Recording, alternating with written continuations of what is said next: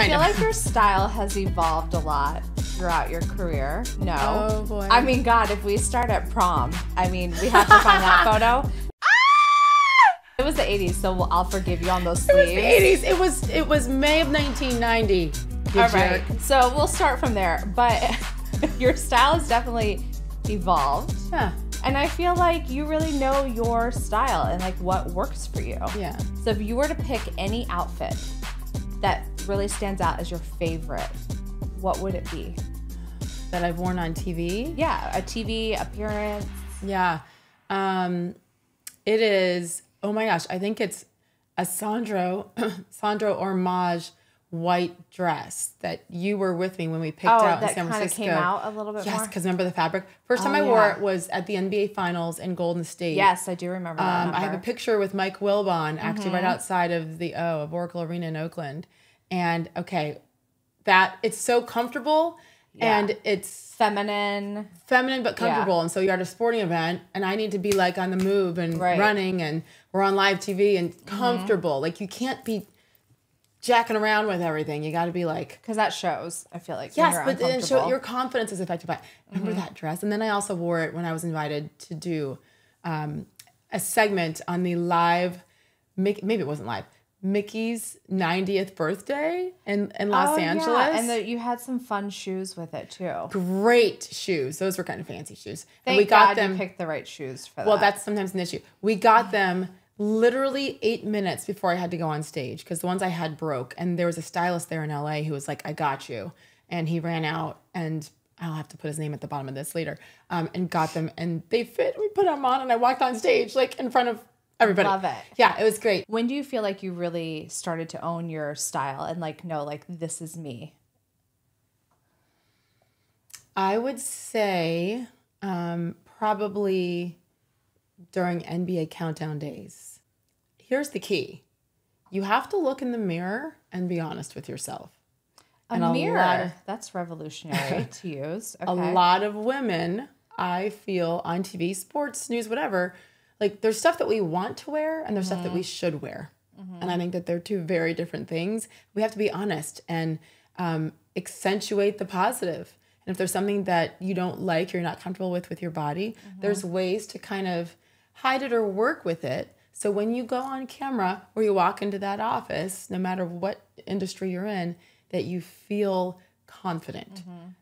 Problem with our industry is the cameras aren't that forgiving. No. And at ESPN, your head to toe shot. I was like, no shots from down below, please. I used to tell them, and the directors were really awesome because I never think it's flattering when they start low. You're standing, they start low, and then it's shooting up at you.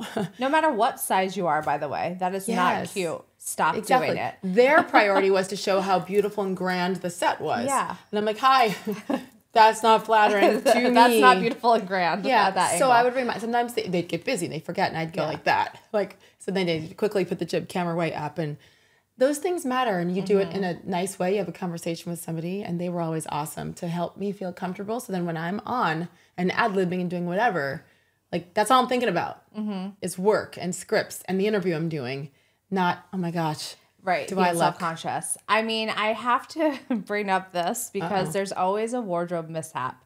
You never know what could happen. I want to take you back to the ESPYS 2019. We came up with a beautiful idea with our friend. Joanna Alba, yep. Who does all the custom suits for a lot of the NBA guys. She's amazing. Athletes. Magic Johnson uses her. We love her. I'm like, how do we change what you do this year? Let's have her do kind of like a take on a woman's suit. Yeah. Right? Killed it. And the color was inspired, remember, from your Louis Vuitton bag? Yes, and she has I'm like, the we same have to one. do this color. It's so amazing. Right. Everything was great. We put it on. You looked fab. Glam was killed fab, it. obviously. It was custom Everything. made. Oh, it was beautiful. She killed it. So me and Fiona, who were doing your hair at the time, we were off set. And I noticed something. I was like, something doesn't look right. And I noticed that your ass seam had busted open. I think that was literally. And I said to you, I was like, come here. Like, I didn't want to draw attention. I was like, you cannot bend over. I need you to sit down real still and slow because it's going to keep splitting open. It was right in the crack. It was right in the crack. And we have a picture, which I love, because you had to get through the whole show that way. Yep. And then you had to go to the actual, like, ESPYS. The actual show. The actual show. And I'm like, here's the picture. Like, it's amazing. And if you zoom in, I don't know if you can see it, I have a needle in my hand because luckily I had the same color thread in my emergency sewing kit. Oh, and my I literally sewed the seam with you still in the pants. One of the things that I love and will always have the best memories from is the behind the scenes stuff and the chaos that went on behind the scenes. That's a real And in the show. meantime, I believe that's the year that we had Patrick Mahomes and Brittany Mahomes come on the show. Oh, yeah. Yep. And then I think were the Philadelphia Eagles there as well after they'd won the Super Bowl. Sure. Doug Peterson, Tiff's like, yeah, sure, that's who it was. I remember all those people Athletes. and what they do. But I remember the whole rest of the show, you're doing your job, but you're thinking, is it splitting more? Is the butt crack completely I had eyes now? on it, don't worry. Oh my gosh. That was... But Luckily, it was just my eyes that saw it. Yes, that was definitely a wardrobe malfunction. My fault because I was jumping up and down. But I will say it was also one of those outfits that I felt sexy and professional. And that's what I say. I always think, and I say this to young women all the time, I think that you can be both. You don't have to choose one or the other. Totally. Sexy, attractive, and professional without everything hanging out, without everything like that. I think you can also be trendy too, because I feel like the younger girls that are on TV, I love seeing their style. It's a little bit funkier, trendier. They're taking more bold choices. Oh, I'm sorry. They also have amazing things like Fashion Pass and all these things where they can order, outfits and it gets delivered to them. I mean, that was even a thing. I would wait until for example, Nordstrom half yearly sale and go in and just buy a bunch of basics there, And that's the thing is, despite what people believe, there is not a massive wardrobe allowance. I know now when I look at how Fox Sports and others do it. They do it right. Oh my gosh. They have a wardrobe person. I actually have a wardrobe. We had a woman, Ariel, who was wonderful. She's a friend of mine. She's in New York, but that was a once a year thing. And I know I was at probably the highest end of the amount of money we'd get, but it was so minimal. I'm not even going to say it, but it was so minimal. I'd say 90 to 92% of my wardrobe came from my own pocket. Yeah, because you go through that money real quick. All of it. The allowance. Yeah, because you have to go to the certain stores that ESPN approves through the stylist. And even if you go with a sale, it's definitely more expensive.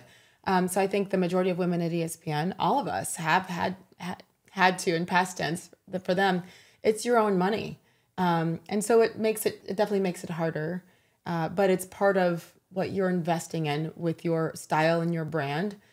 Like it or not, people will judge you based on that. And we have to remember, I mean, I live in airports, and when you look at any television screen that you're walking by in any airport or any restaurant, you can't even hear what we're saying. You see the visual. You see first. it. Yeah. And so unfortunately, I want to be judged on what I'm saying and how I'm doing my job. Yeah. But I think more often than not, people can't hear you, they can see you. And so they judge you based on that. And if you don't come off, in my opinion, looking stylish but professional, a lot of that, Yeah. Well, I think that you've always had great style, and I'd love to see it evolve through the years. I'm glad there's some pieces that left your closet.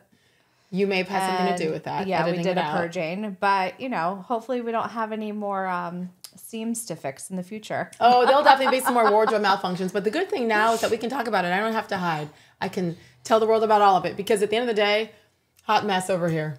Like, they think we're all professional and have it all together. No. I will say we do get a lot of questions on what you wear. So if anyone does have any questions on Sage's style or brands that she loves, especially if you're a tall chick, hit me up, Tiffany@sagesteele.com, and we'll try to address it next time we talk about style.